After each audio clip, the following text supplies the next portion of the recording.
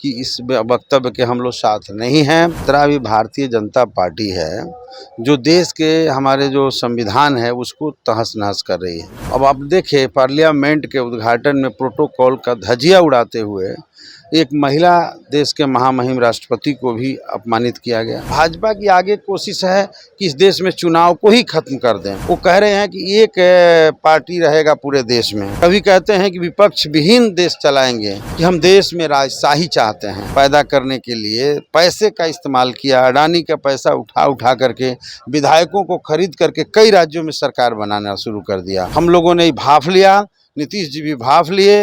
हम सब लोग मिल करके राय किए कि यहाँ बिहार की धरती लोकतंत्र की धरती है, यहीं से लोकतंत्र की पैदाइशी हुई है, इसलिए यहाँ हम लोकतंत्र की हत्या नहीं होने देंगे।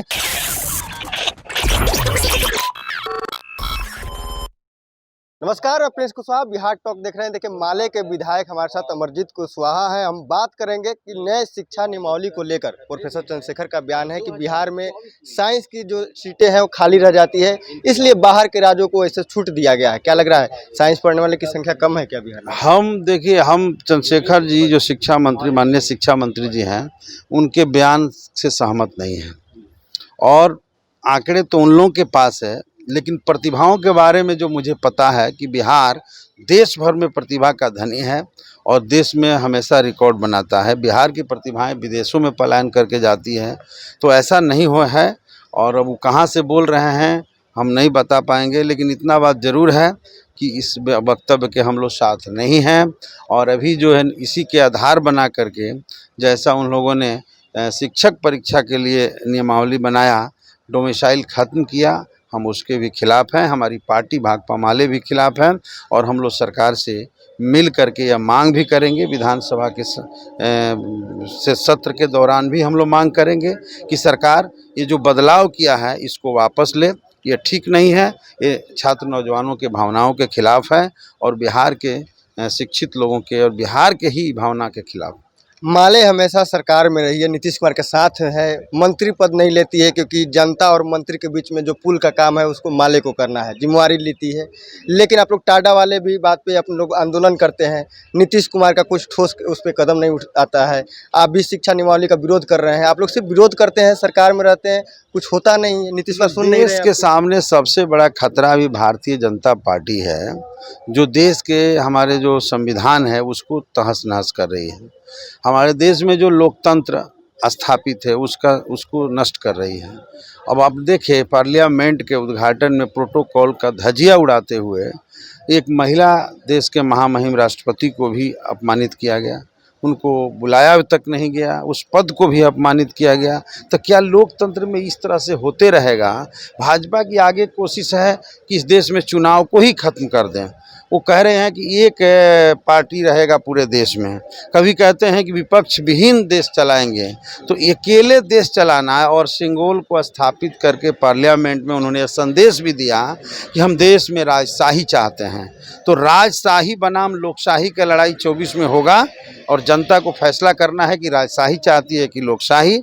तो यदि इतना बड़ा खतरा देश में है तो निश्चित तौर पे विपक्षी ताकतों के बीच जो एकता बन रही है कुछ सवालों पर, इन्हीं सवालों पर बन रही है। लेकिन सरकार के कई बिंदुओं पर जो सरकार के कदम उठ रहे हैं उससे मतभेद भी हैं। तो हम लोग पहले ही से तय किए हुए हैं कि हम सरकार को अवगत कराते रहेंगे, सरकार पर दबाव बनाते रहेंगे।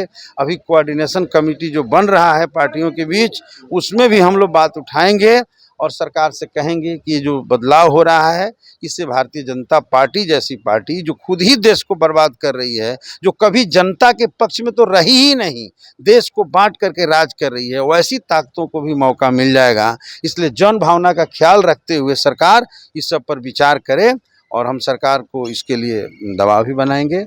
माले क्या लग रहा है, जिन मुद्दों को लेकर सरकार को समर्थन की, जिस उम्मीद से की, क्या लग रहा है नीतीश कुमार वो उम्मीद पूरा कर? हमारी मुद्दा जो है, आप जानते हैं कि हम लोग जो अलायंस बना था उस समय 5 दलों का अलायंस था, आरजेडी, माले, कांग्रेस, सीपीएम, सीपीआई।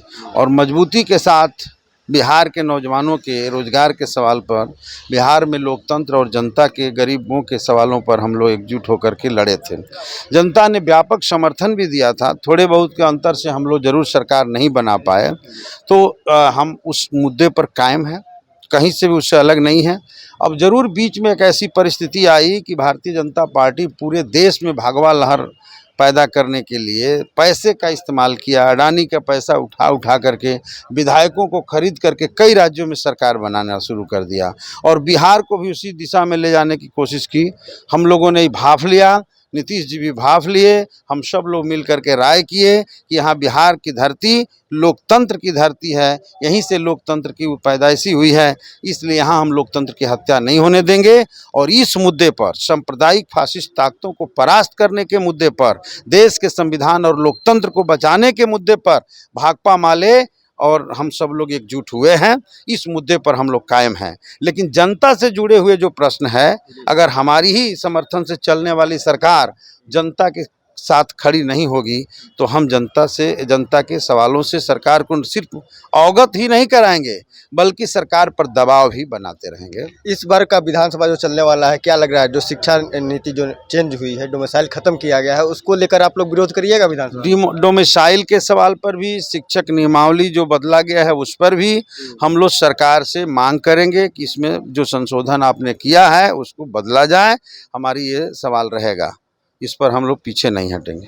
तो आप देख सकते हैं भाकपा माले के विधायक थे अमरजीत कुशवाहा, इन्होंने अपनी बातों को लेकर रखा है कि जिस तरह से नीतीश कुमार के साथ सरकार में है और फिर भी सरकार में रहते हुए नीतीश कुमार का ये इस बार का विधानसभा में उनका पुरजोर विरोध करेंगे। क्या कुछ होता है, विधानसभा सत्र चलने वाला है, हम आपको अपडेट करते रहेंगे। इसी तरह तमाम खबरों के लिए हमारे साथ बने रहे। आप बिहार टॉक देख रहे हैं। ऐसी ही खबरों के लिए जुड़े रहिए बिहार टॉक से। यूट्यूब पर लाइक और सब्सक्राइब करें, बेल आइकन जरूर दबाएं। फेसबुक, ट्विटर और इंस्टा पर फॉलो करें।